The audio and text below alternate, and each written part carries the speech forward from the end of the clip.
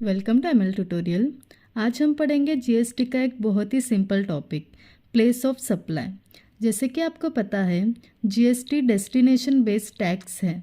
इसका मतलब है कि जहाँ पे ये गुड्स या सर्विस कंज्यूम होंगे वहीं पे जीएसटी चार्ज किया जाता है।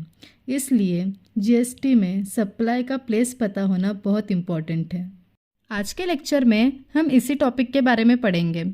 जैसे कि आप जानते ही हो, जीएसटी गुड्स और सर्विस दोनों पे अप्लाई होती है, लेकिन आज के लेक्चर में हम स्पेसिफिकली सप्लाई ऑफ गुड्स के बारे में बात करेंगे। वैसे तो सप्लाई ऑफ गुड्स में अलग अलग कैटेगरी के सप्लाई आते हैं। वन बाय वन हम सारे कैटेगरीज को देखेंगे। सबसे पहले देखते हैं supply involving movement of goods, section 10 subsection 1A। अगर कोई ऐसे गुड्स हैं जो एक जगह से दूसरे जगह पे मूव कर सकते हैं, जैसे कि TV, fridge, AC, bike etcetera, तो उसे हम मूवेबल गुड्स कहेंगे। अगर किसी मूवेबल गुड्स की सप्लाई की जा रही है तो जहाँ पे ये गुड्स फाइनली डिलीवर होंगे वो प्लेस हमारी प्लेस ऑफ सप्लाई हो जाएगी। इसका अभी हम एक क्वेश्चन करेंगे जिससे कि आपको कॉन्सेप्ट क्लियर हो जाएगा।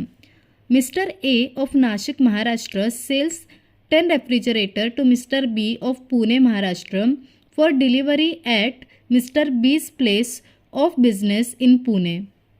Find out the place of supply. चलिए ज़रा इस क्वेश्चन को समझते हैं। मिस्टर ए जो नासिक महाराष्ट्र में रहता है, उसने मिस्टर बी जो पुणे का रहने वाला है उसे 10 रेफ्रिजरेटर सेल किए। मिस्टर ए ने 10 रेफ्रिजरेटर मिस्टर बी को पुणे में डिलीवर कर दिए। इस केस में place of supply Pune Maharashtra होगी, क्योंकि गुड्स की डिलीवरी पुणे में की गई है। जहाँ पे गुड्स एक्चुअली डिलीवर होंगे वही प्लेस हमारा प्लेस ऑफ सप्लाई बन जाता है। अब देखते हैं next category, goods deliver by supplier to recipient on direction of third party, section 10 subsection 1B। Parth of Pune, Maharashtra, enter into an agreement to sell goods to Bakul of Bareilly, Uttar Pradesh. While the goods were being packed in Pune godown of Parth, Bakul got an order from Shreyas of Shimoga, Karnataka, for the said goods. Bakul agreed to supply the said goods to Shreyas and asked Parth to deliver the goods to Shreyas at Shimoga. चलिए देखते हैं ये question क्या कहना चाहता है। इस question को हम कुछ इस तरीके से समझेंगे। मिस्टर पार्थ एक होलसेलर है जो पुणे में रहता है और मिस्टर बकुल एक रिटेलर है जो बरेली में रहता है। मिस्टर बकुल ने मिस्टर पार्थ से कुछ गुड्स परचेस किए ताकि वो उस गुड्स को अपने कस्टमर को सेल कर सके। लेकिन जब पार्थ गुड्स पैक कर रहा था ताकि वो बकुल को बरेली में गुड्स भेज सके, तभी बकुल ने श्रेयस से सेम गुड्स के लिए एक ऑर्डर रिसीव किया जो शिमोगा कर्नाटका में रहता था।